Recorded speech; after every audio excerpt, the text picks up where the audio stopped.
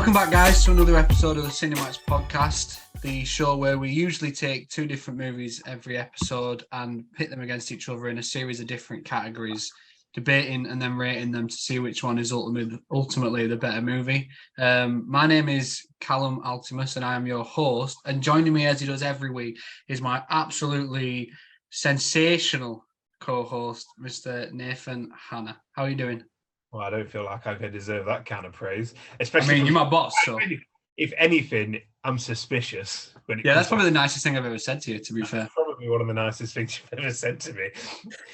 Is it because I've been putting the work in on the social medias? Is that why you said it? To be fair, my brother, he actually messaged the podcast Instagram page. I don't know if you saw it, but then I was speaking to him afterwards on Facebook, and I was saying, like, because he was so impressed with it, and I was like, oh, it was Nathan. He was like, well, tell him he's fucking sick.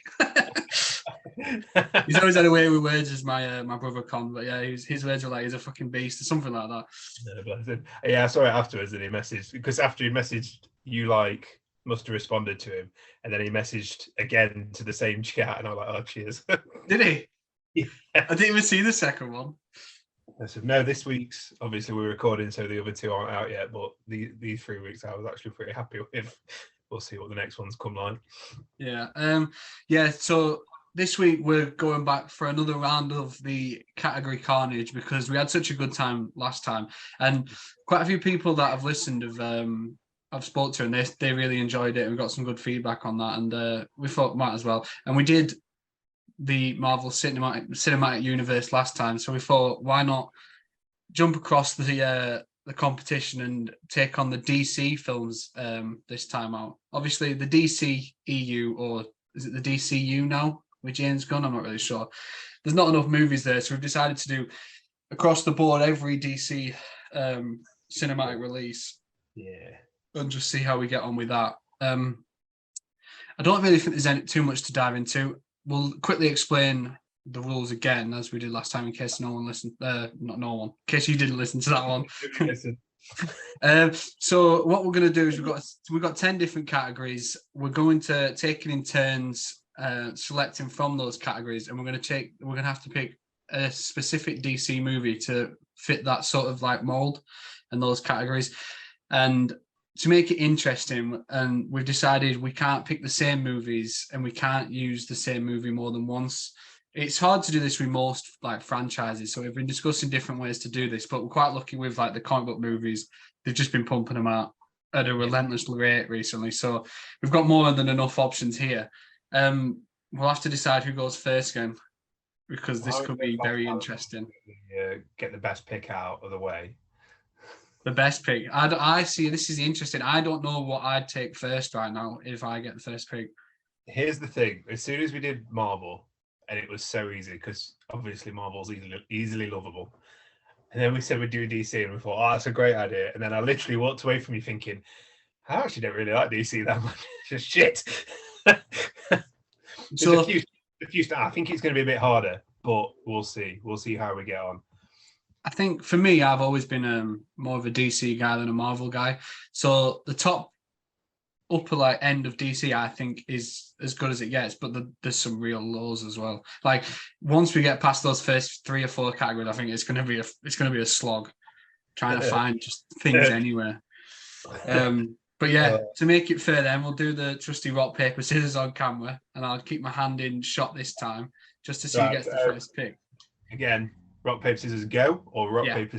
Yeah, ready? Yeah. Ready? Rock, 1, 2, 3. Rock, paper, scissors, go. Oh. We did that last time. Ready? Rock, paper, scissors, go. Oh, you get first pick again. Fuck. There's some meddling going on here, I'm sure of it. Right. To be honest, I didn't know what I'd go with first anyway, so I feel like this makes my decision a little easier. So without any more babbling, let's get started then and reveal your category and your first movie choice. Right. And I'll keep track of all the categories again because... Yeah, that's probably best because I'm useless at that sort of thing. I'm going to just... I actually don't know. I'm going to do score. Best score to get it out of the way. And it will take a big film off the board very, very quickly. but I'm going to do best score, and I'm going to go the most obvious one, Superman. You son of a bitch! Do you know that's not even like just my favorite superhero theme ever? I think that's my favorite movie theme ever. I think it's just one of the best pieces of music of all time. Like, I'm a massive Star Wars fan, and the Superman theme and the Star Wars theme sound very similar, but there's something about the Superman theme that just, you can't help but feel fucking pumped up about it. It's literally perfect. And the problem with every single Superman anything in that's been since will never compare. Like, I love Man of Steel, and I love Man of Steel soundtrack, but the Superman theme is unbeatable. It's unbeatable. There's literally no other score that you could say that would make me go, yeah, you've come out on top on this one, Cal. So out of the bat, not only am I taking Superman off the board by picking its music, which I could have used any of the 4 Christopher Reeve ones because it's the same music. I could have used Quest for Peace and taken that one off the board. But I'm gonna start off by being a right dick. Yeah, you fucking antagonized me immediately. That's an interesting point you bring up though, because it is in the other 3 films. So there is like, you're not allowed. That's what I'm saying. I feel like it'd be almost cheating to just take Superman 3 and use that same shit. So I'm not going to do that, as much as it pains me, because that, like I said, I think aside from Back to the Future, that John Williams Superman theme is probably it's at least top 2 favorite like movie scores ever. So, and Back to the Future. Yeah, absolutely. That's it. Those are my 2. I was talking to Ellen about it yesterday when I told her that we were doing the DC movies, and I said that was one of the ones I was really intent on getting. It was one of the only ones I was like, I need that one. So you fucked me up immediately. So I think it's interesting. You tell her I don't know what you're doing. I'm like, Grace is like, so what's the next episode? I'm like and follow the page to find out. It's because she saw the Instagram story thing, so she was like, "What's this about?" And she said it looked all right, and I was like, she thought of it at first it was just like a Superman based episode, but I told her it was more DC, and she was giving me her options, like what she'd pick, and I was like, "Yeah, I'm not taking any of them." Gal Gadot is not the best main character. She actually suggested using the Flash in one of the categories, so well, I might still do that. Who knows? Right, best score. I've just been fucking waffling because I don't really know what to do now because that was the only one in my head. This is a film I wanted in a very specific category, but now I can't. So I'm going to have to take it in best score, and that's the 1989 Batman theme. Yeah. It's iconic. I think you hear it, and there's obviously in the future that sort of score has had made like a huge impact on Batman, and you look at the Batman animated series in the 90s and you can hear the inspiration in it from that movie, and there's not many opening like themes like that Batman one that just resonate with you. Even years later now you hear it and you know exactly where it's from. It's obviously no fucking Superman, but it's as iconic a Batman theme as there is. I think obviously everyone remembers or even now knows the 60s TV show theme, but that 1989 Tim Burton one, it's as good as it gets, I think. So yeah, I had to go with that. But it is hard because I did have 89 Batman in a different category that I'm gonna have to switch up now. I think that's the problem with DC. Like Marvel, there's a lot of other choices for a lot of other good moments, but with DC, it's very rare. So if you take a good one off the board, we're fucked later on down the line. Yeah. But wow, somebody once told me the Batman and the Superman theme are quite similar in like how they make you feel, but the Superman theme makes you feel like you can literally do anything, and the Batman theme, when you listen to it, makes you feel like I'm gonna get shit done. So I every time I hear it, every time I hear those two, that's what I always think. Like Superman, I can fucking do anything, and Batman, I'm about to get shit done. So if you're ever near the office and the Batman's theme playing, it's because I'm in the zone. It's funny you should say that actually, because my first shift when I started working at the cinema, obviously I was a little nervous. I'd only just moved to the area at the time. I didn't really know anyone. And it was my first day and I was walking in. I was in a screen, I think on my own at the time, cleaning. I was still a bit nervous. And as I was coming out, the Superman theme started playing. I was like, nah, fuck this. We're going. We're doing this. But I look back, one of the finest employees you've ever seen. Yeah, we'll and say the that. funniest. So Yeah, we'll say that. But right, switching up then. What am I going to go with now? There was three I had at the beginning in my head that I knew I wanted to pick from, and I didn't know which one to go first. That was one of them for obvious reasons. This next one I'm going to have to take now because I don't think it gets better, and I'm going best sequel with The Dark Knight.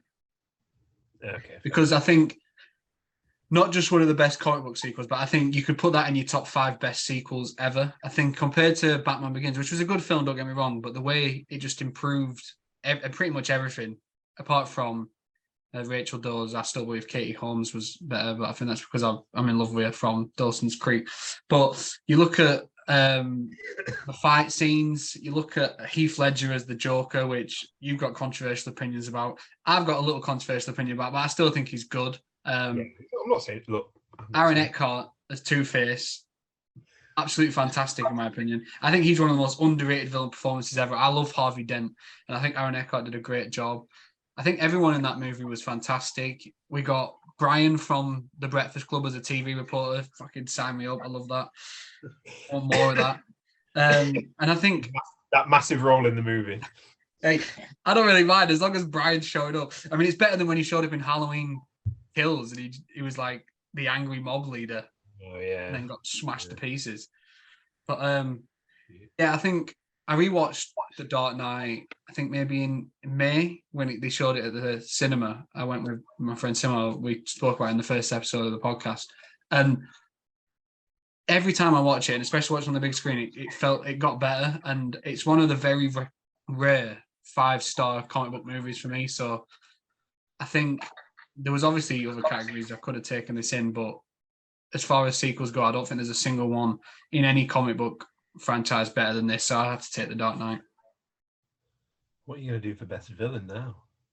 Oh, I've got that sorted, don't worry. See, originally that's where I was going to go with. Oh, you see, confidence means I'm going to pick best villain next. 89 was where I was originally going to go best villain. To a different Joker. Yeah, I was thinking Jack Nicholson, but what can you do, eh?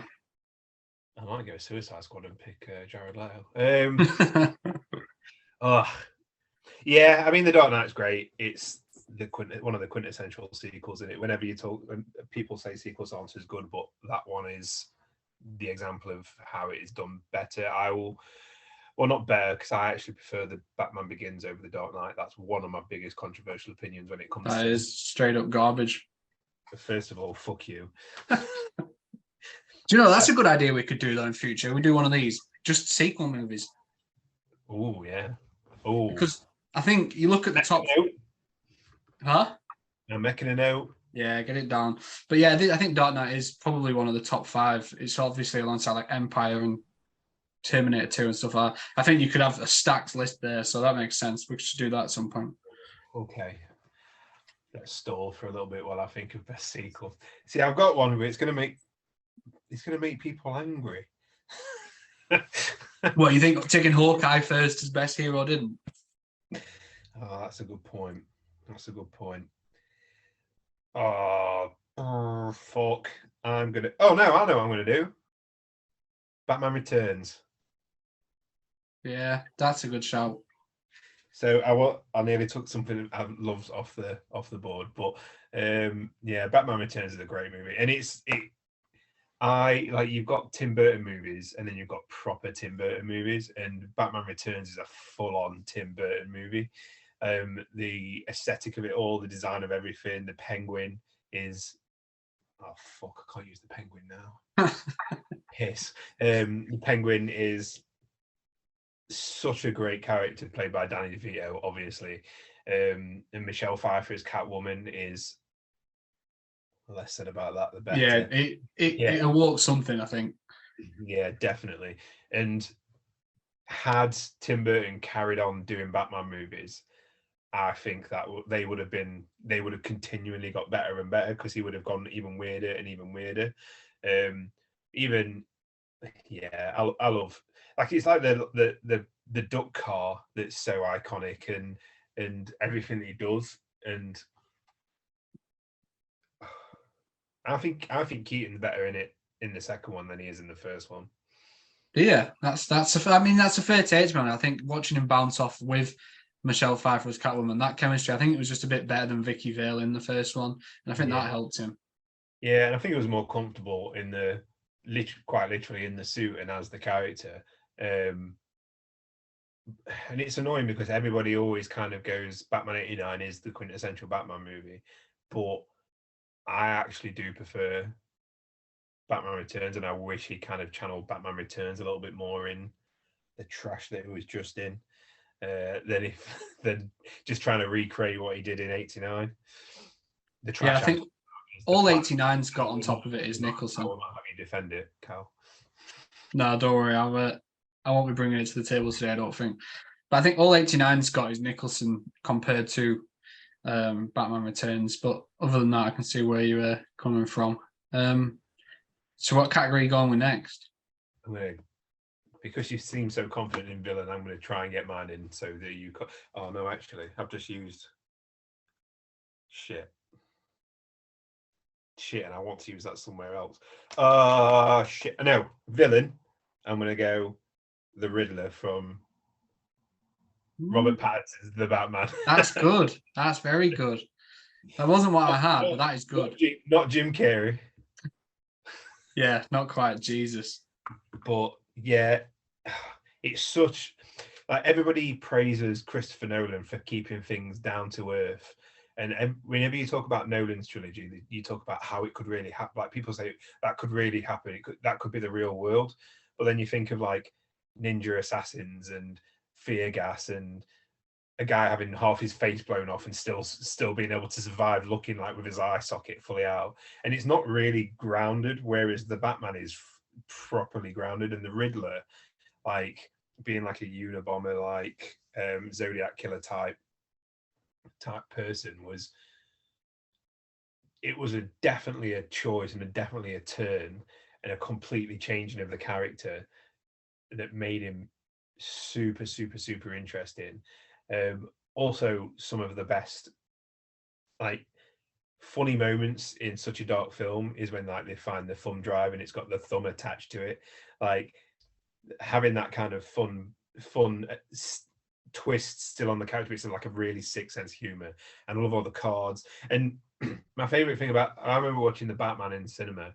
It was a very strange day, but I remember watching the Batman in cinema, and like the opening of the film, it's got the binoculars, and it's watching that all happen, and you kind of think, oh, Batman staking somebody out, and it turns out to be the Riddler. And then when he kind of appears in the office at the beginning, it's like, right, oh right, this is a very different Riddler than what we're used to in comics, TV shows, cartoons, and obviously Jim Carrey. But yeah, Riddler, man, such a great interpretation of the character, and we are really starting off with a strong one. So I don't know where we're going to get to by the end of the episode. Yeah, that Riddler one, because I went to the midnight release for the Batman, and that opening scene in the Riddler, it was almost like a horror movie. Like Yeah. the way he just appeared behind him with this horrible looking mask, it was so good. And Paul Dano's obviously incredible and very underrated, so that's a good choice. The actor's name, yeah, fantastic. Yeah, that'd probably be a good show. I think I think the only other film I watched him in before that I knew that he was in before the Batman was Little Miss Sunshine. Yeah, So which is very different. very different turn of character he played. And then less than a year later, he played Steven Spielberg's dad in The Fabelmans, so very different again. Right. Best villain. I had this one. I already knew who I was going with. And luckily it's still on the table. And that is Terrence Stamp's General Zod from Superman 2. Okay. Because I think as iconic as characters go, his version of Zod is just legendary. Like the phrase, the kneel before Zod phrase, people still remember that now. And he was just so like, obviously he showed up at the beginning of the first Superman movie, and he even in the little limited screen time he had then, it was like, oh, who the fuck's this guy? And then he obviously promised he'd come back, and they filmed the second one, I think pretty much back to back with the first. So seeing him come back in that second one and just fucking wreaking havoc on Earth with his cronies, it was so good. And the way he like spoke, it like exuded that sort of confidence. Like it was so intimidating. We haven't really even seen him do much. Like when he first arrived, and it was kind of just like the way he talked to like the president and stuff, and it was like he was just like so arrogant and confident, and it was quite like scary to watch.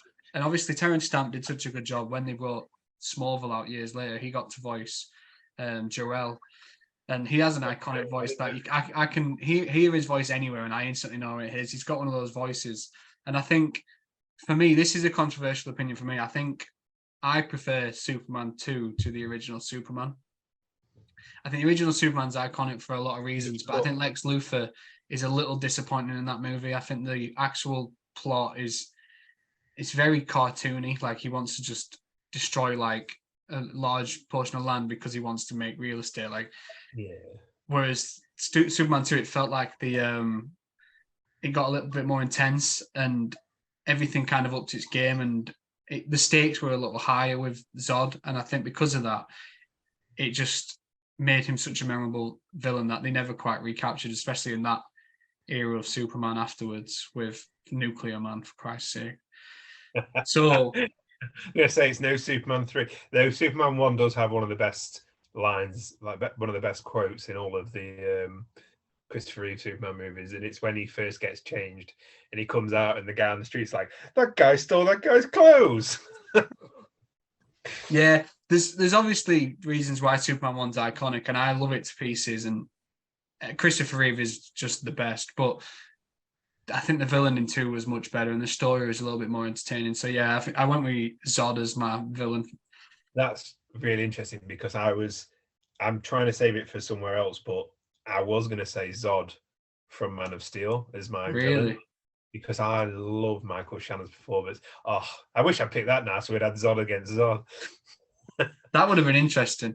Yeah, Terry Stamp's Zod again is one of them where it's the way he's portrayed the character has shaped that character for so many years to come, and you can't kind of like even Man of Steel has a moment where he's like not saying kneel before Zod, but he's alluding to the kneel scene, and it's I don't know if that's a comics thing. It more than likely is, but it's become iconic because of how he did it. So good pick on that one. Good pick on that one. Yeah, and I think you hear that phrase and you hear it in his voice, because even in Smallville, when they had a younger version of Zod, he didn't even quite say that phrase. Like it was a little bit different, and I think that was because it's not like it's trademarked, but like that's Terrence Stamp's like thing, and anyone saying it afterwards just feels a bit more like a cheap imitation of it. So yeah, I had to get that one done. Great. Where are you going? I'm going hero now, and I'm not beating around the bush. I'm going Christopher Reeve in Superman 3 because there's no fucking way that I'm not having Christopher Reeve. Yeah, well, it's either that or 4. I have to take him. Oh yeah. Okay. Christopher Reeve as Superman is reviews 1 and 2, aren't we? Yeah, Christopher Reeve Superman is the greatest superhero casting of all time for me. I think he is iconic, and he perfectly embodies who the Man of Steel is. And when I think of Superman, that's who I think of, and I always will. I think even him in Superman 3, which isn't a great film, and especially in 4, which is an even worse film, is better than you. What? Sorry, he's not that bad. But no, that might be as a child watching it, thinking this is okay. Yeah, well, 3 they introduced Richard Pryor as like the comedic element, and the villains were like some 3 sibling scientists, I think, and it was just a bit weird. But I think him at his worst Superman film is still better than almost any other iteration of Superman I've ever seen. Like, he just captures everything about the character. And despite the fact it's been like 40 years, over 40 years, should I say, since we've seen him in a Superman film, that's who I still think of when people mention Superman. Like, that's who I'll always picture. And it's going to take a lot for anyone ever to like outdo him, I think. Even seeing him in Smallville, like essentially passing the torch to Tom Welling when he came in as the scientist who explained to Clark that he was from Krypton, and he gave the blessing as for Tom Welling in Smallville. He essentially did pass the torch, and he was like saying, "This guy's got next." And I can talk for hours about how much I love Christopher Reeve, so I'm going to cut it off there. But yeah, even though it's not one of the best ones, I had to get in somewhere. I would have felt wrong if I picked anyone over Christopher Reeve Superman for my best hero. Well, obviously not just Superman, but Clark Kent as well. He defined Clark Kent as well, to the point where anybody who doesn't pretend to be Christopher Reeve when doing Superman. Like people shit on it. Superman 3 is actually a good pick for it because not only does he do good Superman And and the villain. he also does like he's drinking at the bar and he's just creating an oil spill for shits and giggles. Yeah, flicking peanuts into like glasses and smashing into pieces. Oh, what a fucking terrible film. I do like that scene though when they do the fight, the bad Superman versus good Superman. Yeah. I think that's well done for when it was made. I think that was quite well. Did they put him in? Does he win by putting him in a like trash compactor or something? I think he chokes him unconscious, so he disappears when he's strangling him. Nice. Yeah, it's quite dark, really. That's the good one. Yeah, but yeah, like you said though, him as Clark Kent is just fucking iconic, and the way I think it's in the second one when he switches things up and he's speaking as Clark and then he immediately turns it into Superman. You can see you don't even really realize it until he switches the voice. Like even the tone of his voice just sounds different. And him as Clark's fucking hilarious. That first one when he catches the bullet and pretends to faint, it's so fucking good. I love him so much. And he is, again, like you said, the perfect Clark and the perfect Superman for me.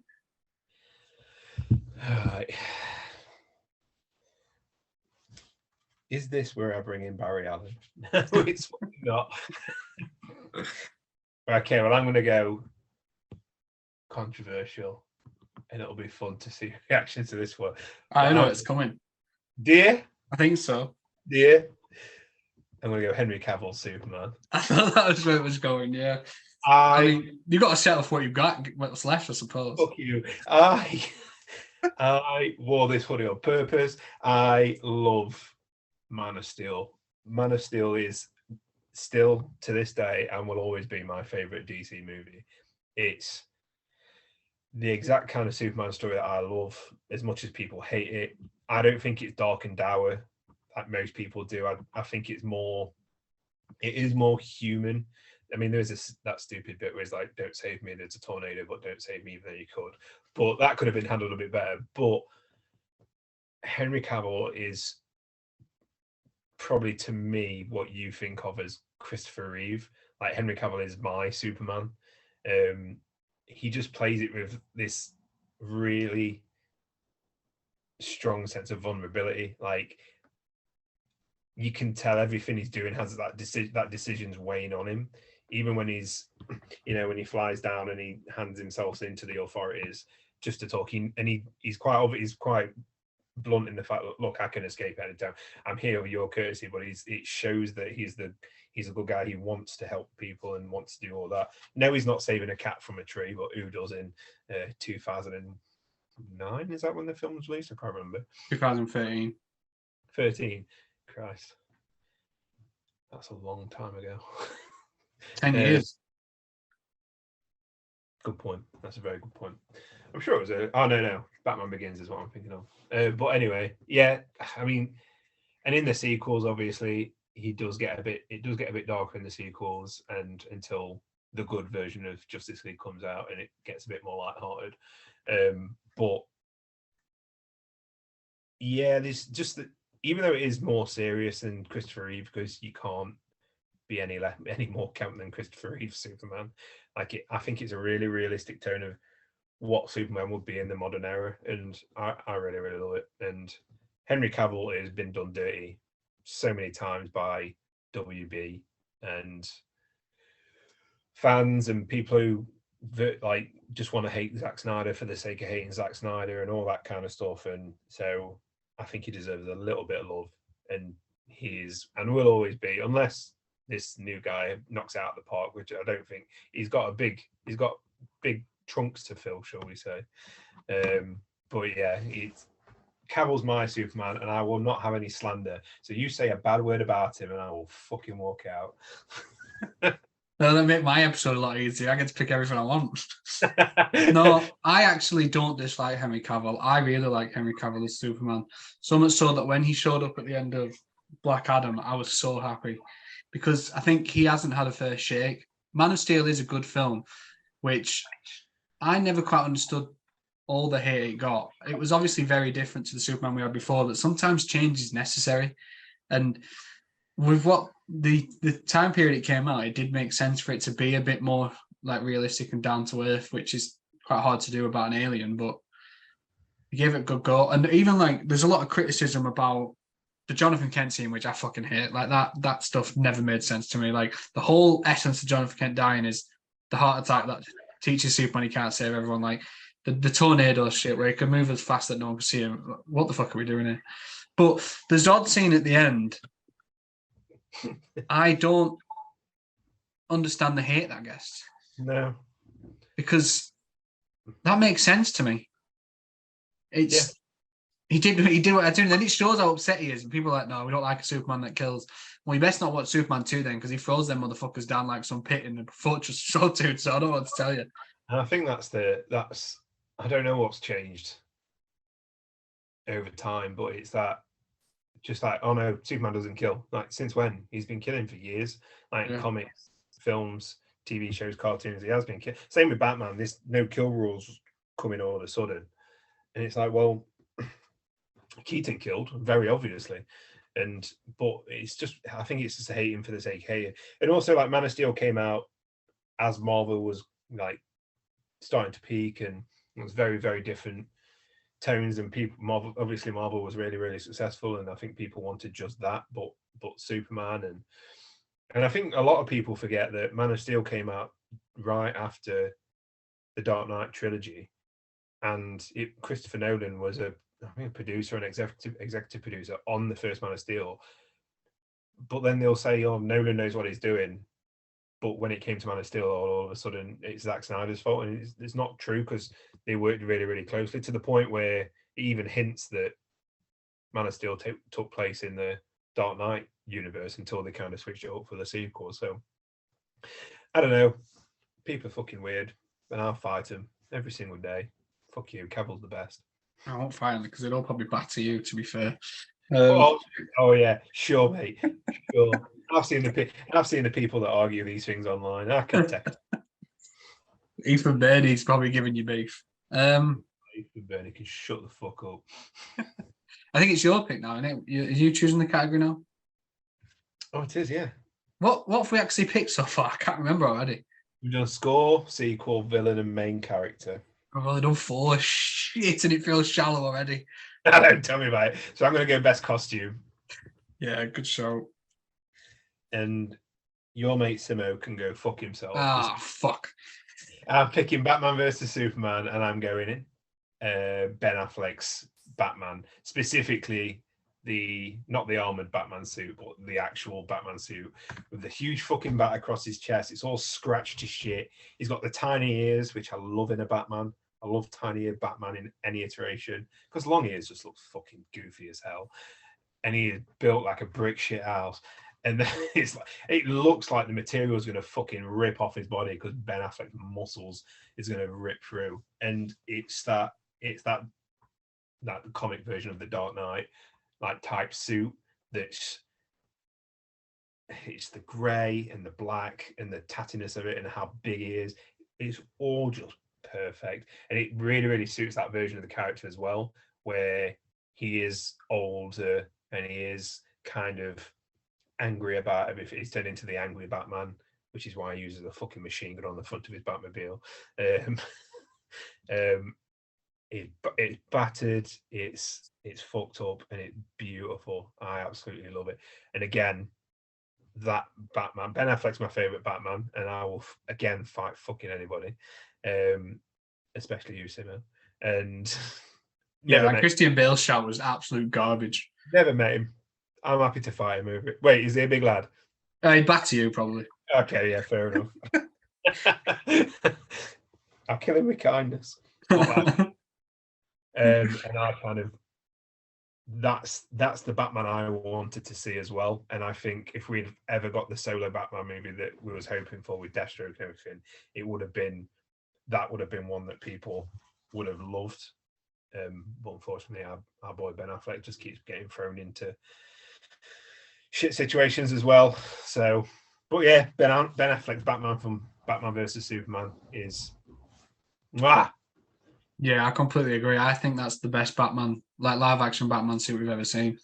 I love the Ben Affleck Batman suit, and I agree with you, which won't happen often, but we do agree on Ben Affleck's Batman is the best live action Batman we've ever seen. I think he, similar to Cavill, just didn't really get a fair shake of things. So that would have been my choice. I don't know if I'd have taken it in Batman vs Superman, but I would have taken Ben Affleck's Batman suit, I think, if I could have squeezed it into the Flash. Even though it's a little different.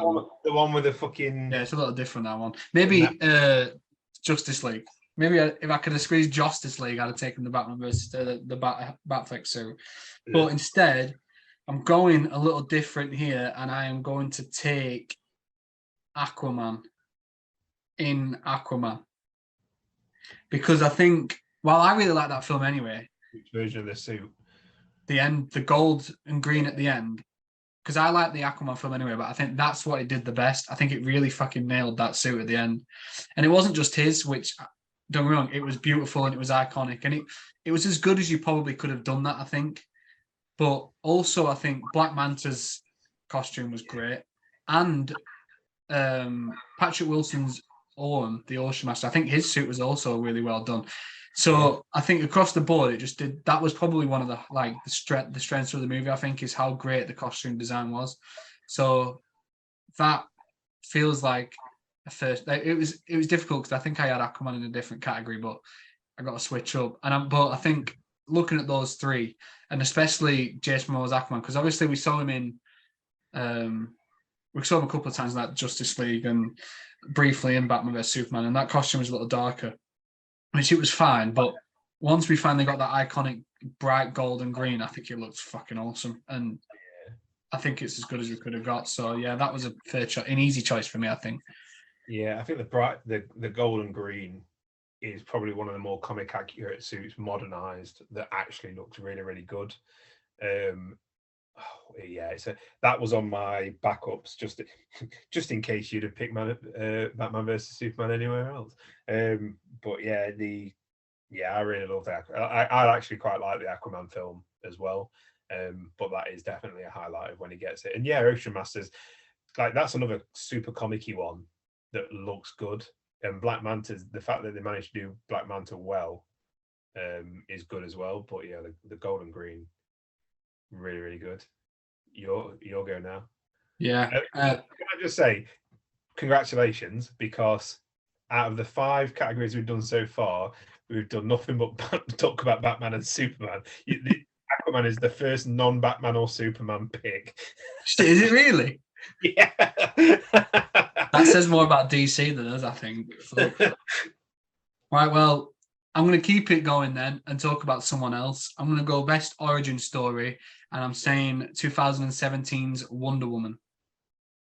Ooh, interesting. Because I think that film was fucking brilliant. The second one, not so much, but that first Wonder Woman film set during the First World War, I think it was the perfect way to introduce the character. We'd obviously seen her previously in Batman versus Superman, but I think getting to see her experience the real world for the first time, and the very genuinely funny moments that came from that, and then also seeing her in interactions with Steve Trevor, who I think Chris Pine did a fucking great job. There's obviously very similar parallels between Wonder Woman and Captain America, the First Avenger, which I'm pretty sure I took from my origin story in the MCU one, so that fits the bill quite nicely. But I think aside from the disappointing final third where it turned into a bit of a CGI fest, I think all of the World War I stuff and the Diana experience in England and hearing about what was going on in the world, I think it was all so well done. And especially that opening bit when the Nazis found Themyscira and the big battle on the beach stuff, it's fucking awesome. Like, it was just way, way, way better than I thought it would be. I didn't expect it to be as good as it was, because we'd just come out of, I think it was the previous film was Batman versus Superman, I think, which I didn't mind, but there was bits I really didn't like. So my expectations weren't high at that point, and then Wonder Woman it blew me out the fucking water. I loved it so much. So as far as what we've got left on the table, I think that's the best origin story I can come out with. Yeah, I like Wonder Woman. Like, until it gets the big CGI fight fest, that's one that really, that's the bit that really, really ruins that film for me. But I am still able to watch it. That No Man's Land scene, by the way, one of the best scenes in the entire DCEU. Yeah. I'm not even going to argue on that one. It's fantastic. No, that was all I had to say. Mic drop moment. It's done. Stop recording. We're done. Fuck it. Yeah, I mean, somehow Gal Gadot has gotten worse as Wonder Woman over time. And I think it really happened after the Joss Whedon version of Justice League. I feel like he did a bit of damage because any time after that, her Wonder Woman feels weird, as well as the fact that she just kind of pops up now. She did it in Shazam 2. She did it in Flash. Well, I'm trying to flush that out of my brain. She turned up in the flight, and it's just like, and obviously Wonder Woman 84, which is Less said about that, the better. Yeah, it's like it's completely different, and she somehow ruined herself. But that first Wonder Woman movie, not only is it great, except for the CGI fight fest at the end, but it also fits into the tone and the story of the Snyder trilogy as well. So that's really good. I have already said my favorite origin, and it is my favorite of the Christopher Nolan movies, and that's Batman Begins. As much as I dislike Christian Bale as Batman, I do really, really like the Batman Begins movie, because it did what the other films before it hadn't. And that's include Katie Holmes. And Liam Neeson. Very true. And like really dived into like the ninja part of his past, and shown those kind of early days as him becoming Batman. Of course, you've got the stuff with Morgan Freeman, and you've got Michael Caine, and obviously Cillian Murphy as Scarecrow. I think was the perfect semi-villain for the first outing, with fear gas and everything. So it really like accentuated the whole point of the film, which was, he was to intimidate by fear and all that kind of stuff. So I also really like his Batman Begins costume, even though it's very, very chunky around the neck. But it's really good. You've got like the first Batmobile chase across the city, and then all the ending. It doesn't devolve into like a big CGI fight or CGI showdown or anything like that. It still plays it pretty fun and plays it pretty smart. And then obviously you've got the Joker tease at the end, and I really love that movie. Everything about that movie is fantastic. And yes, while a lot of people do like The Dark Knight more, I think as an origin movie, Batman Begins is as Ryan Gosling would say, sublime. So yeah, I think people don't. It's quite understated how important that movie was to Batman. I think because after the Joel Schumacher movies, and even to a certain extent the Tim Burton ones and the '60s Batman got in, I feel like it was almost forgotten, like how impressive a serious and down to earth Batman can be. So that movie could have very well gone one or two ways. So I think it was the best possible introduction to that version of the character. So I agree with that. Katie Holmes, no notes, just wonderful. What a woman. No notes. I think it also showed a really good Bruce Wayne, because it's shown him go from that the lost person, like Christian Bale trying to act young by putting the hair down on his face, but trying to like that lost younger person who kind of finds himself and then realizes he has to play that dual role.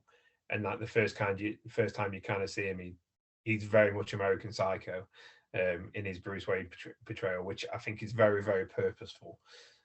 It's how he got cast in that role. But yeah, I mean, Batman Begins is a great movie, and so is Wonder Woman. To be fair, I like both of them. I think with Batman movies, you kind of have to, if you're going to redo it, you got to fully reinvent it. Like Burton reinvented Batman from the '60s, and Bale reinvented Batman from Burton. Well, Clooney at this point, rest in peace, Clooney. And while Zack Snyder didn't really reinvent Batman, he put a new twist on it, and now Robert Pattinson's put a new twist. So the next iteration's really got to put a new twist on it as well. Yeah, which it looks like James Gunn's doing the Batman and Robin with Damian Wayne, so that'll be a completely different dynamic altogether. So it'll be interesting to see what goes down there. I do think with Batman Begins, it is hurt by how well received The Dark Knight was. It seems like it's been almost underrated because of The Dark Knight's success afterwards. But yeah, it's a good choice for best origin story. I don't think there's many left on the table we could have had at this point. In terms of origin story, no, all the rest of mine were taken. and I refuse to pick Supergirl. No, well, it's down to you for a new category.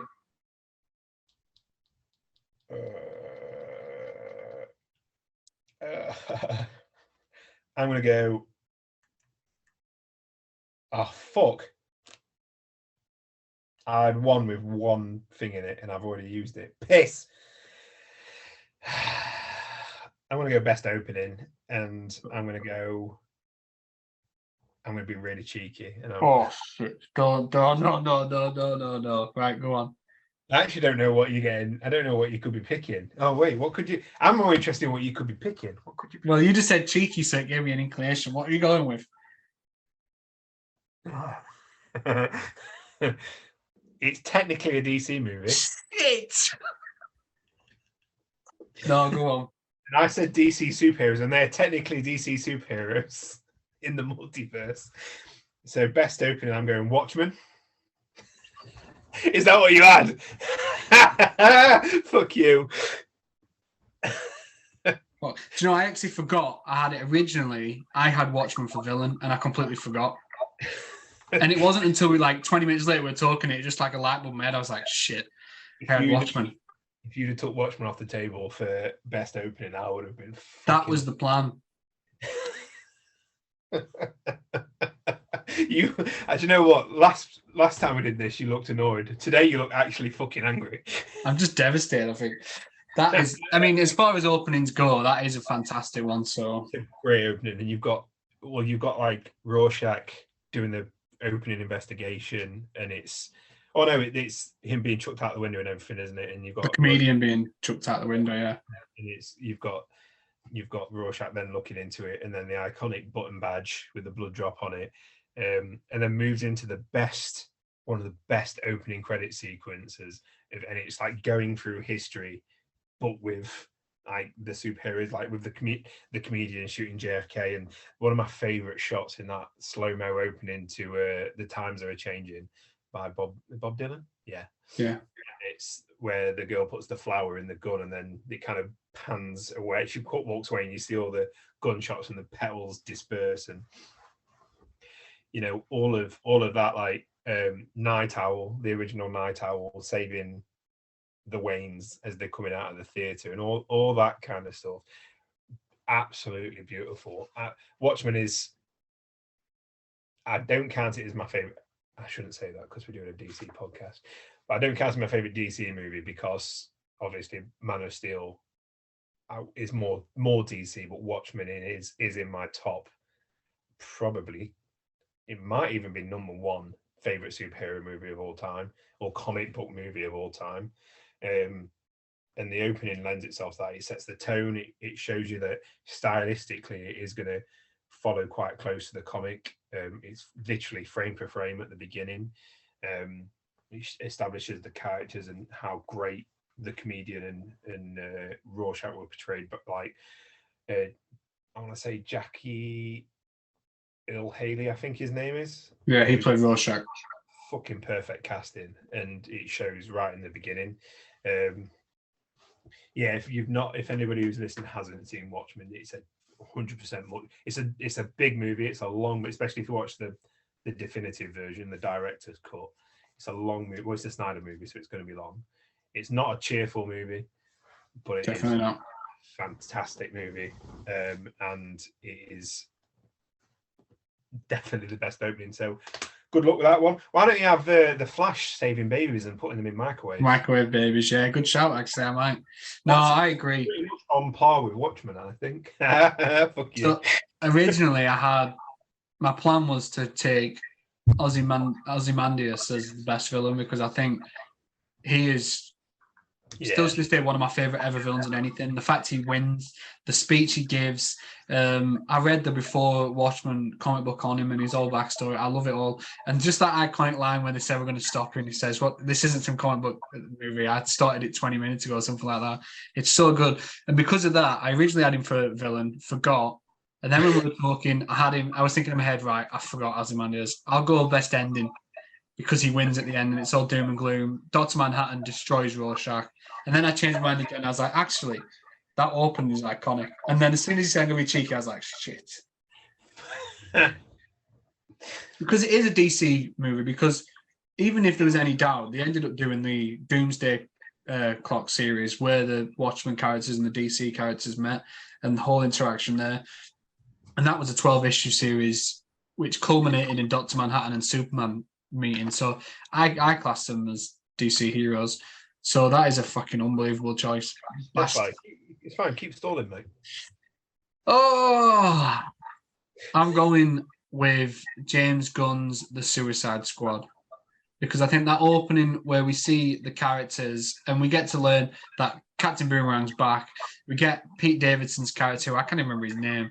And there was just that group on the ship preparing for the battle. And then we watched almost every single one of them just get their heads blown to bits and murdered. And it was like, oh, this really is a Suicide Squad movie. Because the first one, while that was in the title, the stakes weren't really that high. Apart from, I think, El Diablo, I think he was called, played by Jay Hernandez, the fire guy. No one else really bit the dust, whereas in this, it told you immediately. Slipknot. Oh, yeah, yeah, but no one cared about it. That was weird. Do you know the one that wasn't in any of the posters or any of the trailers? And like, he's a part of the crew too. You're like, is he?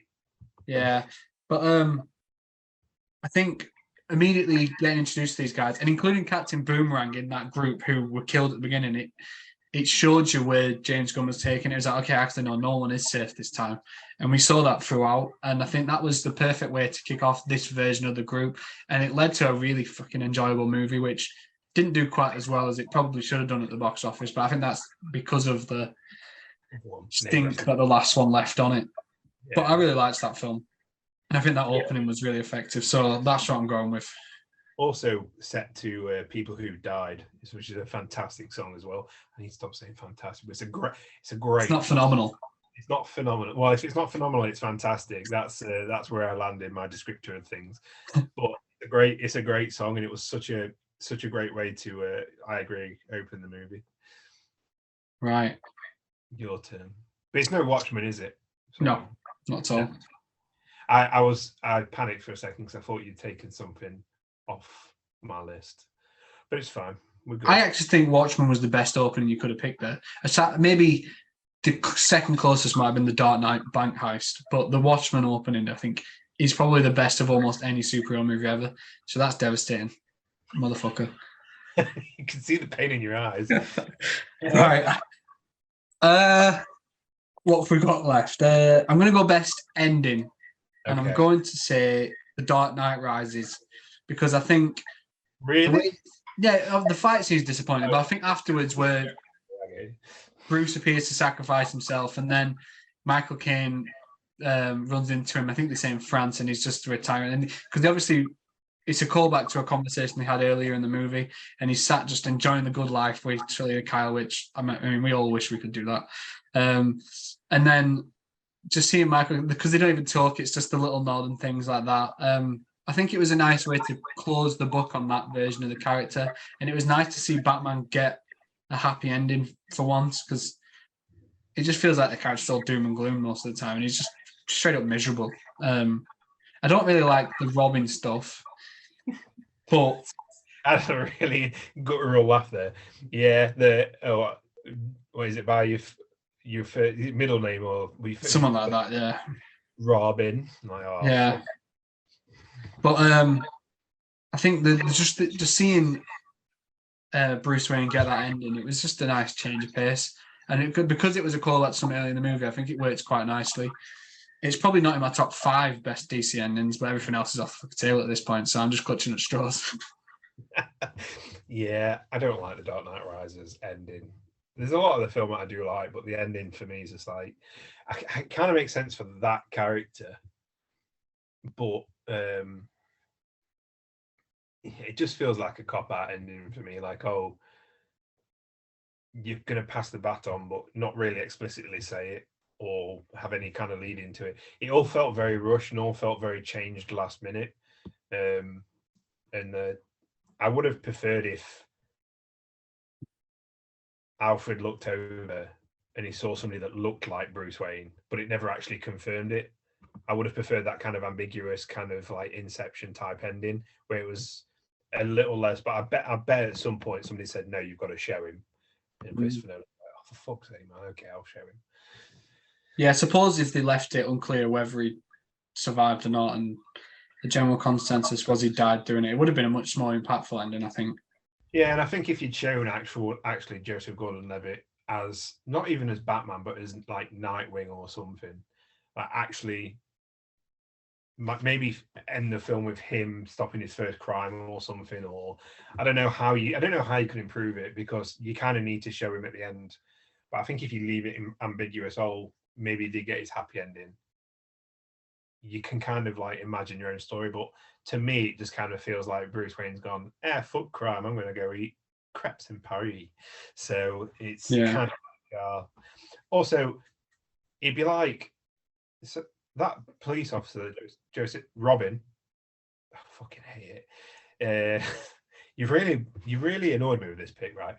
Like, he's not that great of a police officer, and the whole, I figured it out because she came to a children's hospital once. It's like, oh, fucking come on. Like, yeah, it's a bit of a stretch. Because he figured that out, it doesn't mean he can be Batman. Like, you have years of ninja training, he's going to down on the first day of the job, man.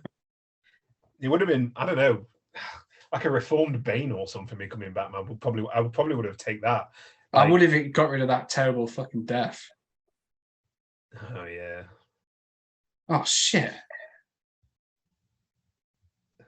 You're right. I just realised I should have taken this as someone else. Fuck's sake. For some reason, I don't think the DC one's playing as well as Marvel. It's just a lot tougher, I think. There's so much less quality to choose from. Yeah.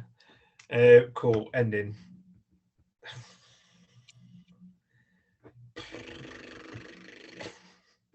I don't know. Can I say The Flash for when it ended? I'm going to go with The Flash for when the credits started to roll. I actually don't know. There's one I want to pick, but I'm saving it because I actually can't use it anywhere else. I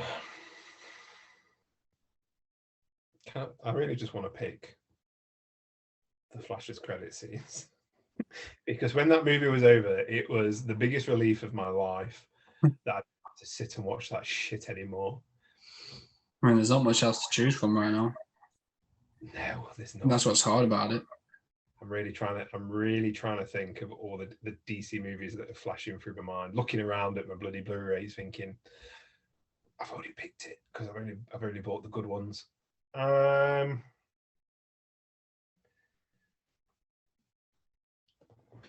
Wait, how many categories have we got left? 1, 2, 3, 4, 5, 6, 7, 8. We've got.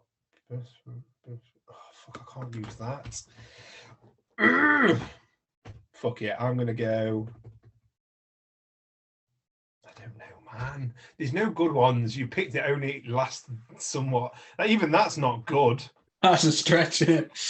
Oh, this makes for good listening. This does. Watching. Oh, it's so. Why did all the I could pick Green Lantern for when that ended. That was good when it ended. There's just no good. I bet there's one glaring one that I'm just not thinking of, but I'm going to go, not that I can really remember it, I'm going to go Shazam. First Shazam? Yeah, the first Shazam, not the second one where just Wonder Woman just randomly turns up again. Yeah, that was weird. But yeah, the first Shazam, when they have the showdown, the family turn into multiple Shazams too. I think that's a nice little payoff to the found family aspect of that movie. I'm trying to remember it and praise it at the same time. Fucking DC.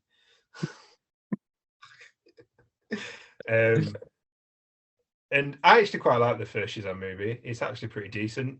And that kind of promise of now we're going to get a Shazam family wasn't really lived up to in the sequel. It became more of a comedy thing.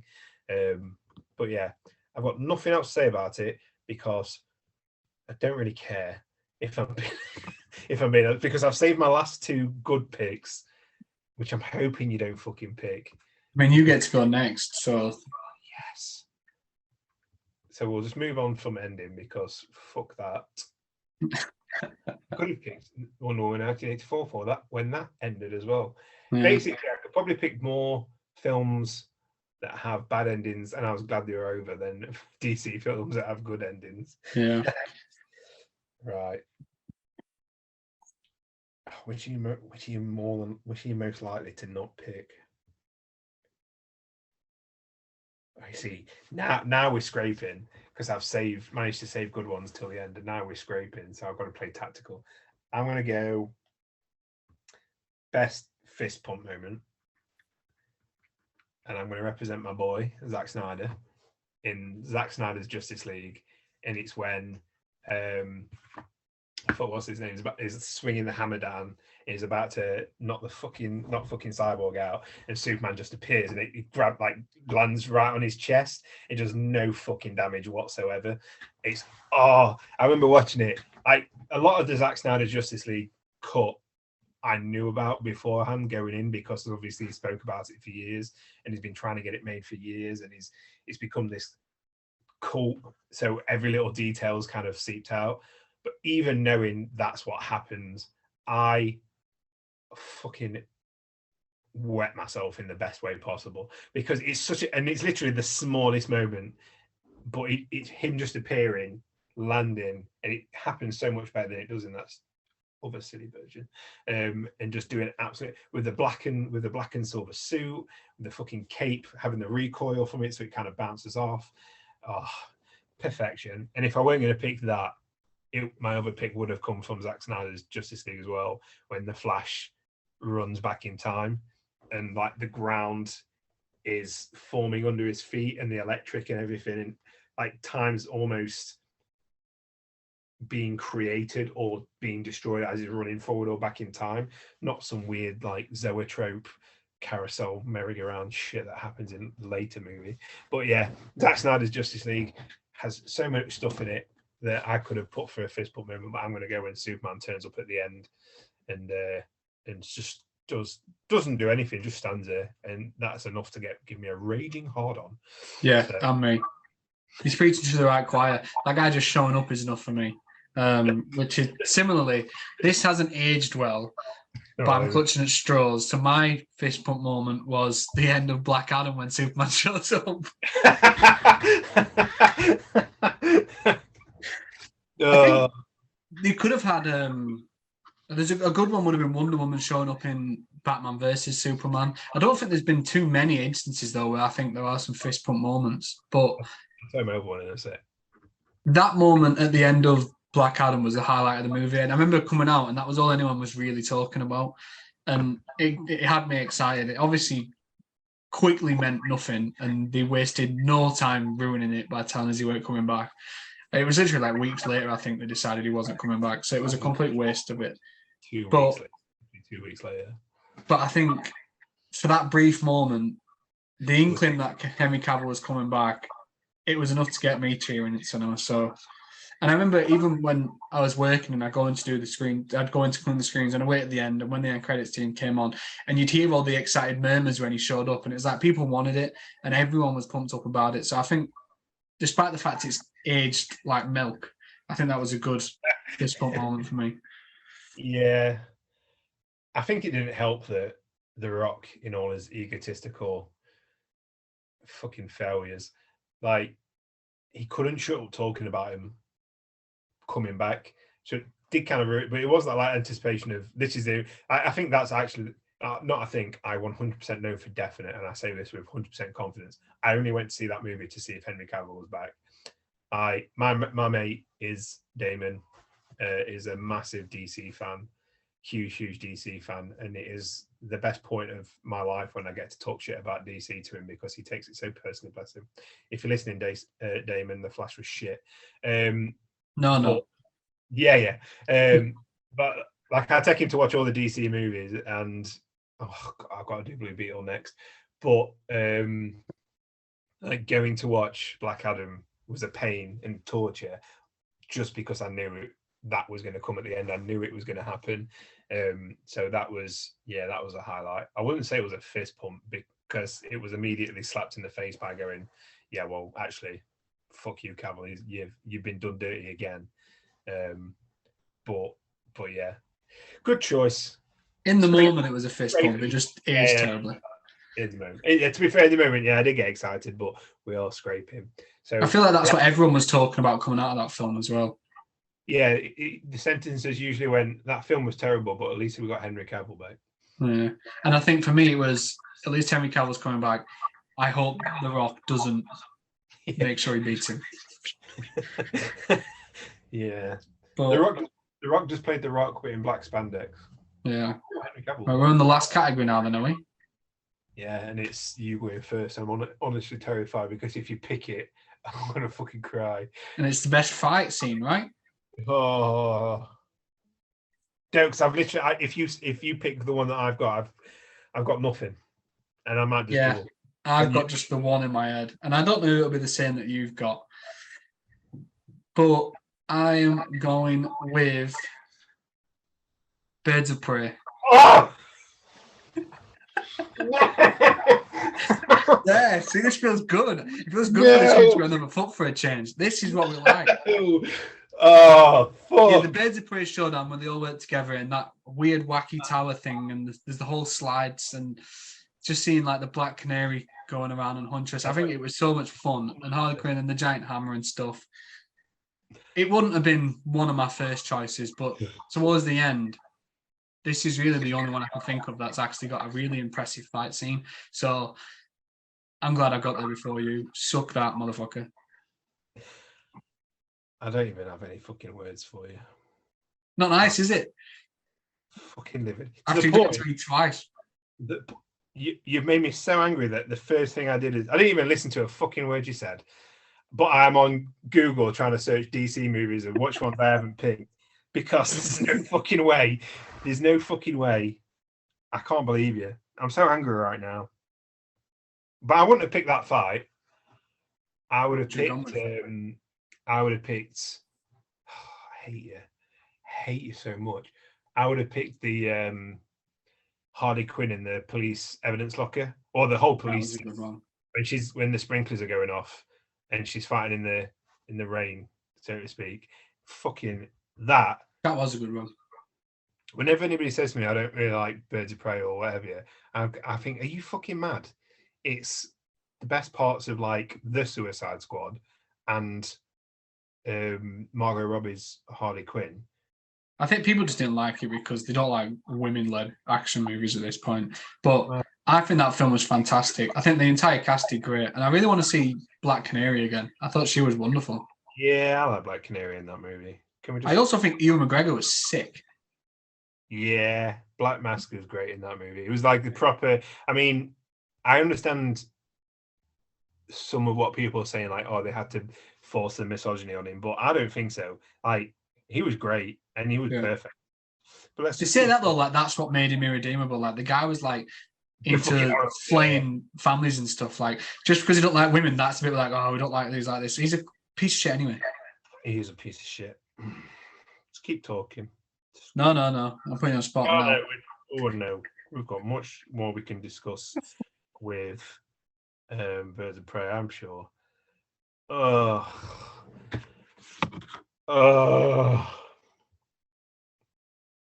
hate you.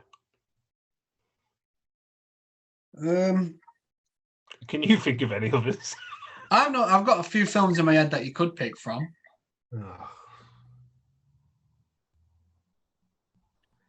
It's hard though because I think this is where I should have gone with The Dark Knight Rises for that Bane Batman fight scene. Yeah, that would have been great. That would have been great. That would have been really good. That would have been really good if you did that. Really, really good. Because it meant you could have had yours, but no, man. I want to say Constantine, but I can't remember anything in that movie. I need to rewatch it. Fuck. Oh, I actually didn't see this one online. It's literally just popped in my head. But again, cheeky, because it's not. I'm classing it because I can't think of anything else. And if you say no, I don't care. but I'm going to go the introduction of V from V for Vendetta, when Natalie Portman's in the alleyway and he comes in with the sigh and takes the people that have followed her out in the alleyway. A great introduction to the character, really dark alleyway, and it just kind of it's got the introduction to that obviously iconic for some very different reasons in modern times, but they're very, very iconic mask. I love V for Vendetta. It's a fantastic movie. There we go, fantastic again. It's a fantastic movie, and I love that introduction of his character. But again, I'm scraping. Fuck you, DC. You've done us so dirty. Why did we pick DC? Oh yeah, I've never actually seen V for Vendetta, so I didn't even know that was a DC movie.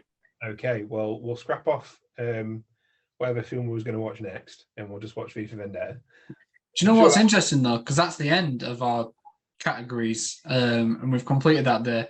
So do you want to just quickly read each person's out, starting with yours, and then go to mine, and then I'll pick up on some that we actually somehow missed out. How? I can't imagine Green Lantern getting a shout out anyway. No, not at all. Right. So best score we did. I picked Superman, the Christopher Reeve original, and you picked 1989 Batman. Best sequel, you picked The Dark Knight, obviously, and I picked Batman Returns.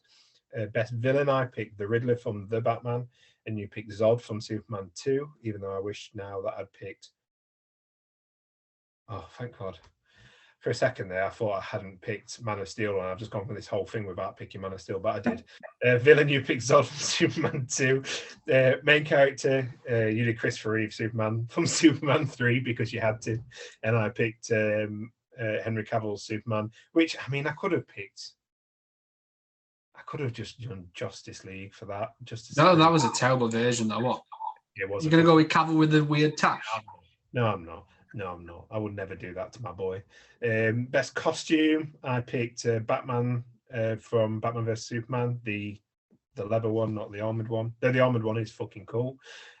You picked the gold and green Aquaman from the ending. The best origin, you went Wonder Woman, and I went the more superior choice, Batman Begins. Did you say so? Opening, I mean, I picked Watchmen, nothing else really mattered, but you picked Suicide Squad anyway.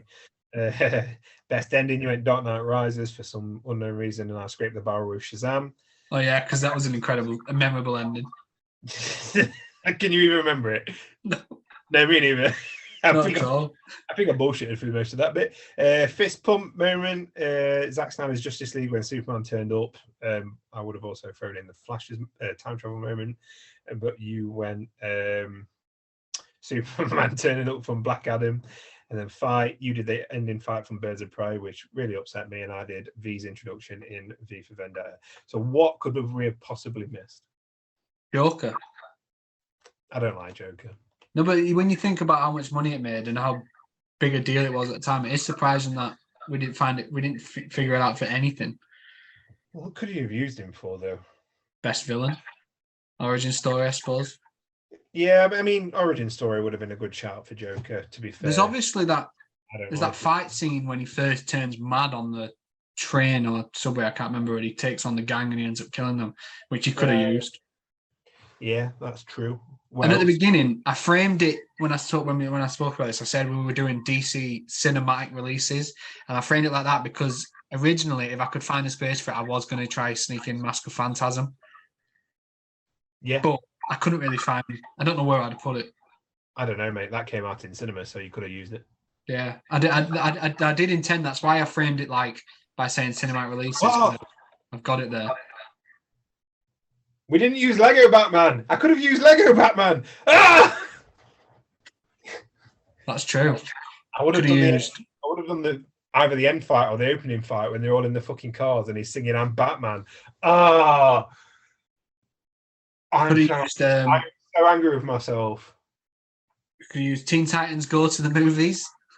We could have done. Oh, that's got a fantastic moment where they try and set the timeline right and they fucking kill Batman's parents and fucking blow up Krypton. What a movie.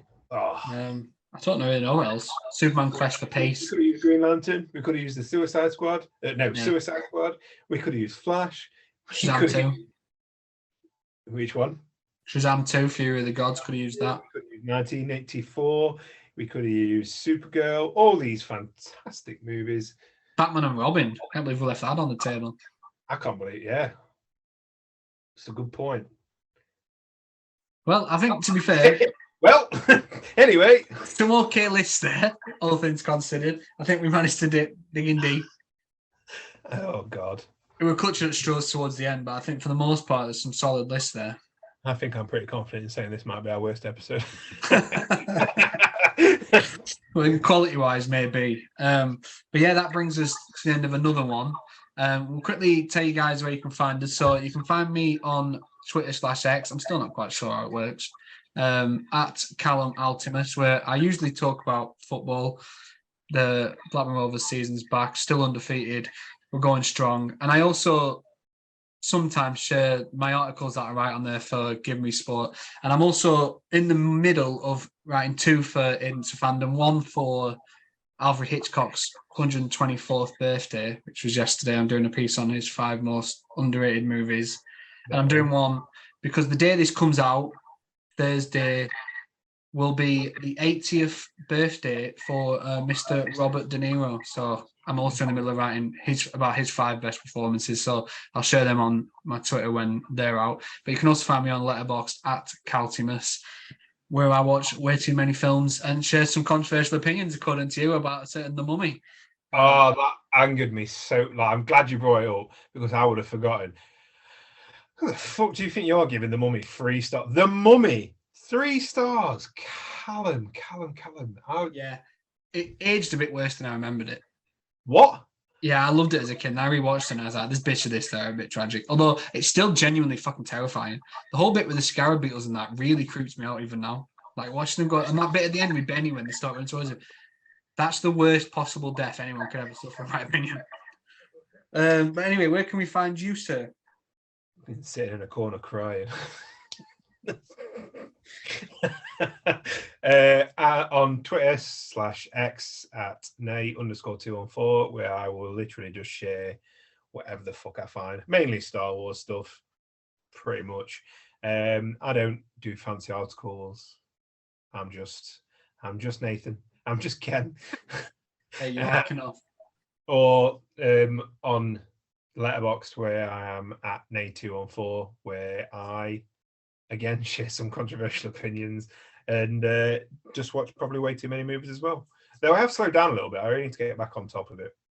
I'm watching too many. I passed 250 last week. What, for the year? Yeah. No, the thing is with Letterboxd, I only log movies like that I've watched for, I don't know if we said it on this before, that I've watched for the first time since having Letterboxd. So I will watch other films, but I won't log them a second time. See, I log them every time because I want to see how many times I've watched Back to the Future in the space of 6 months. Yeah, I'd like to have that on the record. I'll go back and edit the score, and like if I think it's getting higher, but I won't re-log it. I'll just edit the score. I just want to see how many films I've watched rather than how many times I've watched them, which is since having Letterboxd. Where else?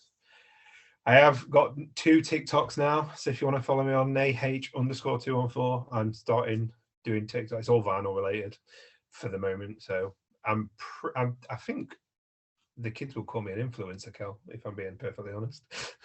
I'm sure they will, as well as many other things. Yeah, they call me many things. But if you guys are listening to this on Spotify, Apple Podcasts, Amazon Podcasts, I think I've got it on now, or the Samsung app. Samsung. No, we're not on Amazon. I don't know, we are. We're on Amazon Music. Yeah. Cool. We're on big things now. Don't worry about that. We are blowing up. We're reaching tens of people now. Oh. But yeah, if you're listening to us on one of those, feel free to head over to the YouTube channel so you can stare at these gorgeous faces at the same time. And you can just watch like the despair leave our eyes when we realise movies we wanted to pick are no longer available. It's a couple of good reactions, I think. Head in hands quite a few times. But yeah, that's at the CineMatch podcast. And if you do head over there, please remember to like and subscribe to the channel. Vice versa, if you're watching this on YouTube, we are also on all those other podcast platforms. So again, at the CineMatch podcast, feel free to head over to those and check us out again there. The next week's episode is currently planned. We know what we're doing, but we keep it a secret for the now. So when can they find out what we're doing? Mr. Hannah? Keep an eye on Instagram, Facebook, Twitter/X, and look at the stories because that's when the teasers will come in. So tease first and then announcements the day after. We post pretty much every day. Next week's, I think, it's going to be an interesting one. Yeah. Some good films. Oh, should I say some cheesy films? 2 classics, I would say. I would definitely say the 2 classics. Yeah. But yeah. If you can remember what we've got planned for the end of the month, for different, like we've now got regular verses. We've got category Carnage, which we've done twice now. One to great success and one to this one. We'll see. But we've got another type of episode coming up at the end of the month that I'm really excited to try out as well. Yeah. Keep an eye out on our socials for that. Yeah, and with that one, I'm still not quite sure that I know how it works, so I'll leave you the honour to explain that onto the viewers when it comes to it. I will lead that one. Excellent. But yeah, thanks for listening, guys, and we will see you again next week. Peace out. Flash sucks.